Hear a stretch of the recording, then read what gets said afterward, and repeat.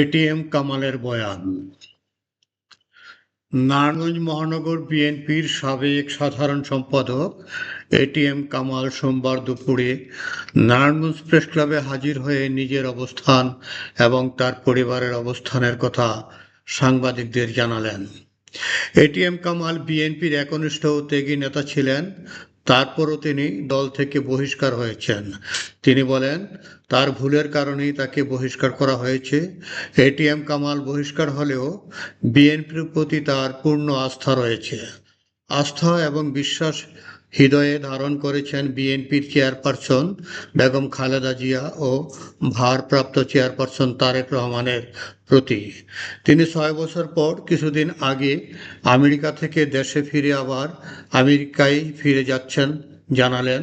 তিনি এবং তার স্ত্রী দুজনই অসুস্থ, আমেরিকায় তাদের চিকিৎসা হয়।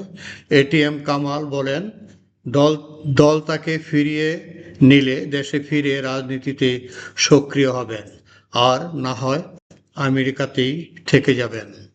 একজন সমাজকর্মী, আমি একজন রাজনীতিবিদ। আমি আমার এই জীবনটা এই নারায়ণগঞ্জের রাজপথে দিয়েছি। সেই 96 থেকে 111 এবং 111 থেকে 2022 বিগত যে নির্বাচনটা ছিল আপনার মেয়র নির্বাচন, সেই নির্বাচন পর্যন্ত আমি আপনাদের সাথে এই রাজপথে আমি কাজ করেছি।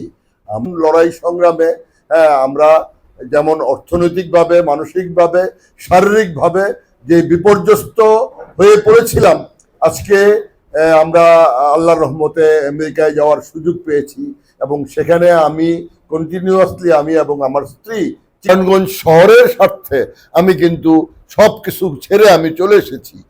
মানে দলীয় শৃঙ্খলা ভঙ্গ করেছিলাম, এ কারণে দল আমাকে বহিষ্কার করেছে। এখানে দলের কিন্তু কোনো দলের সমর্থক হিসাবে আমি সবসময় দলের কাজ করব এবং দলের প্রয়োজনে দল যদি আবারও একটা বৈরী পরিস্থিতির মধ্যে দিয়ে যায়, যেমন 111-এর সময় গিয়েছিল, যেমন 96 পরবর্তীতে যে একটা পরিবেশ নারায়ণগঞ্জে সৃষ্টি হয়েছিল, সে সকল ঘটনার সবচেয়ে বড় সাক্ষী আপনারাই। যে আমার তখন নির্ভূত হলো, তখন আবু সাউদ মাসুদ ভাই কিন্তু মানব জমিনে তাকে প্রথম গডফাদার হিসেবে তাকে দিল, মানে তার উপাধি দিল বা তার পারসেপশনটা তুলে ধরলো। সে সময় আমি নারায়ণগঞ্জের রাজপথে আমি কিন্তু তুমুল একটা প্রতিরোধ গড়ে তুলেছিলাম।